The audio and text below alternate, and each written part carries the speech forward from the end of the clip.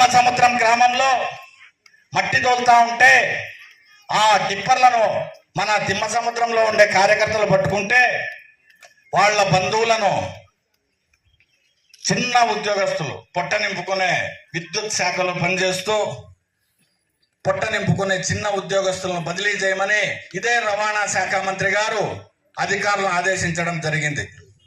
వాళ్ళు నా దగ్గరికి వచ్చినారు. మేము తెలుగుదేశం పార్టీలో ఉన్నాం.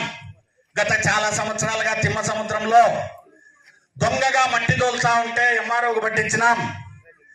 వాళ్ళందరూ మంత్రి బంధువులు, వాళ్ళంతా వైఎస్ఆర్ పార్టీకి పనిచేసినారు. వాళ్లకు మంత్రి వత్తాసు పలుకుతున్నాడు. మేము ఎవరితో చెప్పుకోవాలా?